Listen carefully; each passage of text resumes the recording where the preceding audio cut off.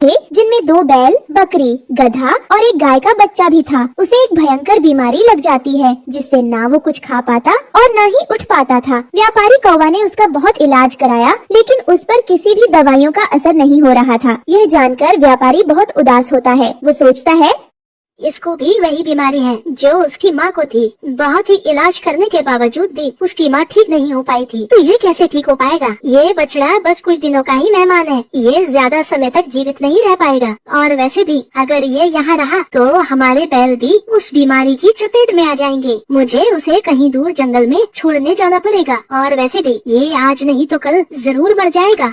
वो किसान उस बीमार बच्चे को अपने साथ जंगल में ले जाने लगा और चलते हुए बोलता जा रहा था, है ऊपर वाले, मुझे तो बहुत बड़ा घाटा हो गया। ये बछड़ा तो कुछ भी नहीं खा रहा था और न ही इस पर कोई दवाइयों का असर हो रहा था। ऊपर से खर्चा भी बढ़ रहा था। कहीं इसकी ये लाइलाज बीमारी मेरे और बैलों को लग जाती तो मैं बर्बाद हो जाता। और फिर उस बछड़े को एक गड्ढे में मरने के लिए फेंक देता है।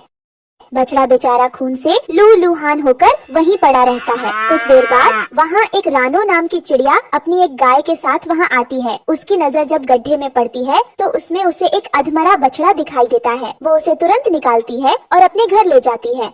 अरे बेटी सुनो, तुम जल्द से जल्द जंगल से कुछ जड़ी बूटियाँ ले आओ। मुझे एक बछड़ा गड्ढे में मिला था। लगता नहीं कि अब यह जीवित रह पाएगा, लेकिन फिर भी प्रयास करना ही होगा। माँ, तुम इस बछड़े को यहाँ क्यों लाई? इसकी वजह से हमारी गाय में भी यह बीमारी फैल जाएगी। तुम्हें पता नहीं है कि इसे बहुत खतरनाक बीमारी है जिसका कोई इलाज नहीं। तुम इसे वापस छोड़ के आओ। तुम इसकी चिंता मत करो, इस बीमारी का इलाज है। तुम जल्द से जल्द कुछ जड़ी बूटियाँ ले आओ। ठीक है, मैं जाती हूँ।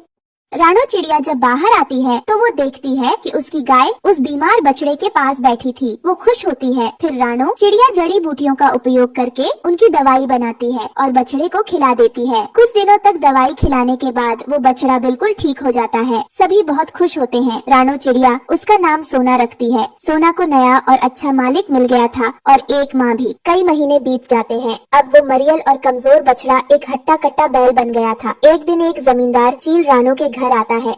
काफी महीने हो गए लेकिन अब तक तुमने मेरा उधार नहीं चुकाया। अगर आज तुमने मेरा उधार नहीं दिया तो तुम्हें मुझे अपनी सारी खेत की जमीन देनी पड़ेगी। हाँ, मैं जानती हूँ सेठ जी। मुझे आप बस फिर से कुछ महीनों का समय दीजिए। मैं पक्का आपका सारा उधार चुका दूंगी। कैसे चुकाओगे उधार? काम धंधा तो कुछ करती नहीं और न ही तुम अपने खेत में फसल बोती हो, तो मैं कैसे यकीन करूँ? मालिक, आप बस आखिरी बार मेरा यकीन करिए। मैं कुछ न कुछ करके आपका उधार चुका दूंगी। नहीं तो आप जब तक मेरे बैल को अपने पास रख लीजिए। ये ठीक है, लेकिन मैं तुम्हारे बैल का क्या करूँगा? मेरे पास पहले से ही कई बैलें हैं। देनी है तो अपनी गाय दो। जमींदार चील जानता था कि रानो चिड़िया का इकलौता सहारा उसकी गाय थी। वो उससे उसकी गायें छीनना चाहता था ताकि रानो बेबस हो जाए और जमींदार उसकी सारी जमीन हड़प ले। रानो चिड़िया भी यह बात जानती थी, फिर भी वो उसे अपनी गाय दे देती है। अगर तुम अपना उधार नहीं चुका पाए तो अपना खेत और बैल दोनों को देने के लिए तैयार रहना। जब यह बात सोना को पता लगती है तो उसकी आंखों में आंसू आ जाते हैं। रानो चिड़िया अपनी बेटी को जमींदार की बात बताती है। अब मुझे समझ नहीं आ रहा कि अब आगे क्या होगा। ट्रैक्टरों के जहरीले धुओं के कारण और केमिकल रसायनों के छिड़काव के कारण यह जमीन बंजर हो गई है। अब इस खेत में एक अन्न भी नहीं बो सकते। अब मुझे कोई रास्ता नहीं दिखाई दे रहा है। अब हम सब कुछ खो देंगे। ऐसा मत सोचो माँ, प्रभु हमें कोई न कोई रास्ता जरूर दिखाएंगे। सोना बेल यह सब सुनता रहता है। उसे भी समझ आ जाता है कि उसका मालिक मुसीबत में है। तभी सोना एक बैल होने के बावजूद रानो चिड़िया की मदद करने की सोचता है।